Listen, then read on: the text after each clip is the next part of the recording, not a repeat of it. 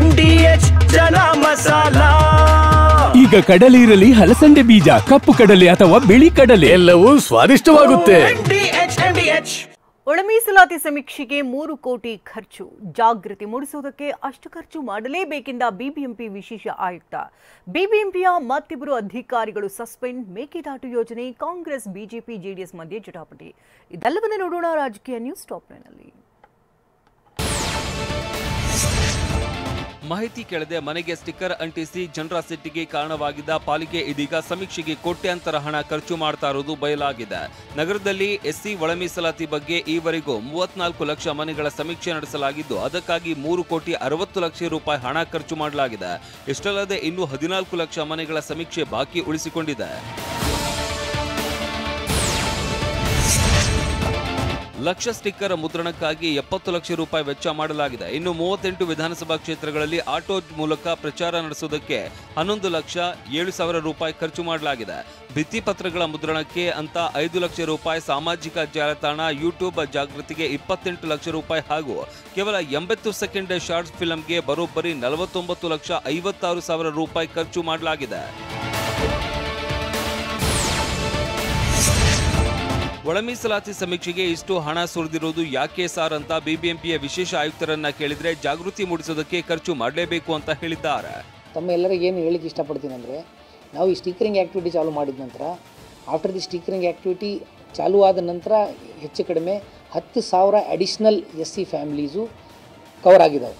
So ಅದು ಒಂದು ಇದರದ್ದು ನೀವು ಪಾಸಿಟಿವ್ ಆ್ಯಂಗಲ್ ಕೂಡ ನೋಡಬೇಕಾಗ್ತದೆ. ಒಂದ್ ಕಡೆ ಸಮೀಕ್ಷೆಗೆ ಅಂತ ಕೋಟ್ಯಾಂತರ ಹಣ ಖರ್ಚು ಮಾಡ್ತಾ ಇದ್ರೆ, ಇತ್ತ ಪಾಲಿಕೆ ಸಿಬ್ಬಂದಿ ಲೋಪ ಮಾತ್ರ ಮುಂದುವರೆದಿದೆ. ಇತ್ತೀಚೆಗೆ ಮಾಹಿತಿ ಪಡೆಯದೆ ಸ್ಟಿಕ್ಕರ್ ಅಂಟಿಸಿ ಪಾಲಿಕೆ ಸಿಬ್ಬಂದಿ ಸಸ್ಪೆಂಡ್ ಆಗಿದ್ರು. ಇದೀಗ ಇದೇ ಸಮೀಕ್ಷೆ ವೇಳೆ ಮತ್ತದೇ ಮನೆ ಮನೆಗೆ ಸ್ಟಿಕ್ಕರ್ ಅಂಟಿಸುವ ವೇಳೆ ಕರ್ತವ್ಯ ಲೋಪ ಎಸಗಿದ ಮತ್ತಿಕೆರೆ ವಿಧಾನಸಭಾ ಮೌಲ್ಯಮಾಪಕ ರಾಮಾಂಜನೇಯಲು, ಗೋವಿಂದರಾಜನಗರ ಕಂದಾಯ ಮೌಲ್ಯಮಾಪಕ ಹನುಮಂತರಾಜು ಸಸ್ಪೆಂಡ್ ಆಗಿದ್ದಾರೆ.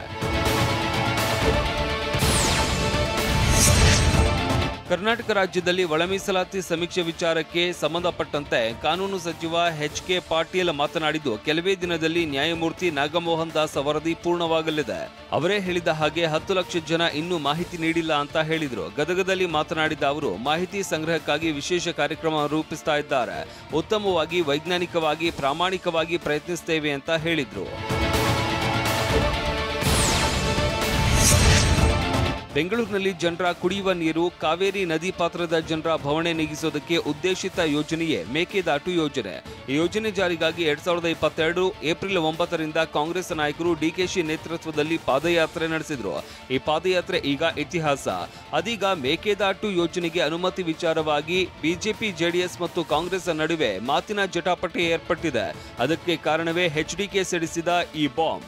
ಮುಂದಕ್ಕೂ ಏನಾದರೂ ಮಾಡಿದ್ರೆ ಅದು ದೇವೇಗೌಡರ ಕುಟುಂಬದಿಂದಲೇ ಆಗಬೇಕು, ಇವ್ರು ಯಾರ ಕೈಲೂ ಆಗಲ್ಲ. ಬನ್ನಿ. ಮೇಕೆದಾಟು ಯೋಜನೆಗೆ ಅನುಮತಿ ವಿಚಾರವಾಗಿ ನಿನ್ನೆ ಮಂಡ್ಯದಲ್ಲಿ ಮಾತನಾಡಿದ ಕೇಂದ್ರ ಸಚಿವ HD ಕುಮಾರಸ್ವಾಮಿ, ಮೇಕೆದಾಟು ಯೋಜನೆ ಜಾರಿ ಯಾರಿಂದಲೂ ಆಗಲ್ಲ. ಒಂದ್ ವೇಳೆ ಆ ಯೋಜನೆ ಜಾರಿಯಾದ್ರೆ ದೇವೇಗೌಡರ ಕುಟುಂಬದಿಂದಲೇ ಆಗಬೇಕು ಅಂತ ಹೇಳಿದ್ರು. ಮೊದಲು ತಮಿಳುನಾಡು ಸರ್ಕಾರದಿಂದ ಅನುಮತಿ ತೆಗೆದುಕೊಂಡು ಬರ್ಲಿ ಅಂತ ಸವಾಲು ಹಾಕಿದ್ರು. ಮೊದಲು ತಮಿಳುನಾಡನ್ನು ಒಪ್ಪಿಸ್ಕೊಂಬರಕ್ಕೆ ಹೇಳಿ, ಅವ್ರ ಪಾರ್ಟ್ನರ್ಸ್ ಅಲ್ವಾ ತಮಿಳುನಾಡವರು, ಅವ್ರ 2 ಪಕ್ಷದ ಮೈತ್ರಿ ಇದೆ ಅಲ್ವಾ, ಅವ್ರ ಪರ್ಮಿಷನ್ ತಗೊಂಬಂದು ಅವ್ರು ಮಾಡ್ಸೋಣಂತೆ. HDK ಈ ಸವಾಲಿಗೆ ಕಾಂಗ್ರೆಸ್ ಪಡೆ ತಿರುಗಿ ಬಿದ್ದಿದೆ. ಕೋಳಿ ಕೇಳಿ ಮೆಣಸು ಅರಿಬೇಕಾಗಿಲ್ಲ, ಕೇಂದ್ರ ಸಚಿವರಾಗಿದ್ದಾರೆ, ಅನುಮತಿ ಕೊಡಿಸಲಿ ಅಂತ ಕಾಂಗ್ರೆಸ್ ನಾಯಕರು ಆಗ್ರಹಿಸಿದ್ದಾರೆ. ಅನುಮತಿಯನ್ನ ಕೊಡಿಸೋದು, ಕೋಳಿ ಕೇಳಿ ಮೆಣಸರಿಬೇಕಾಗಿಲ್ಲ ಅಂತೇಳಿ ಮಂಡ್ಯ ಕಡೆ ಹೇಳ್ತಾರೆ, ನಮ್ಮ ಕಡೆನೂ ಅಲ್ಲಲ್ಲೇ ಹೇಳ್ತಾರೆ. ಅದನ್ನ ಕುಮಾರಸ್ವಾಮಿ ಅವ್ರಿಗೆ ಹೇಳಿ. ಸರಿಯಾಗಿ ಮಾತಾಡಕ್ಕೆ ಹೇಳ್ರಿ. ನಾನು ಅದ್ರ ಅಪ್ಪನಂಗೆ ಮಾತಾಡ್ಬೋದು. ಅದು ಏನು ಮಾತಾಡ್ತಾರೆ ಅವ್ರು ಮಾತಾಡೋದು ನೀವು ಕೇಳ್ತಿರಲ್ರಿ ಯಜಮಾನ್ರೆ. ಏನೋ ಒಂದು ಮಾತಾಡ್ತಾರ್ರಿ ಅವರು. ಯಾಕೆ ಮೇಕೆದಾಟಿಗೆ ಇವ್ರು ಹೇಳಿದ್ದಕ್ಕೆ ಕೊಡ್ಸೋಕ್ಕಾಗದೇ ಇರೋದಾಗ ಇದನ್ನು ಹೇಳ್ಬಿಡೋದಾ?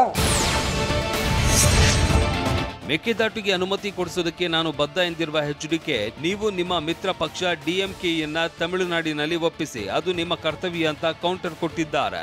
HDK ಮಾತಿಗೆ ಜೋಶಿ ಕೂಡ ಧ್ವನಿಗೂಡಿಸಿದ್ದಾರೆ. ಆದ್ರೆ ಎಲ್ಲವನ್ನೂ DMK ಪಕ್ಷವನ್ನ ಕೇಳಿಕೊಂಡೇ ಎಲ್ಲವನ್ನೂ ಮಾಡ್ತೀರಾ, ನಿಮ್ಗೆ ಆದೇಶ ಹೊರಡಿಸೋದಕ್ಕೆ ಬರಲ್ವಾ ಅಂತ ಸಚಿವ HK ಪಾಟೀಲ್ ಪ್ರಶ್ನಿಸಿದ್ದಾರೆ.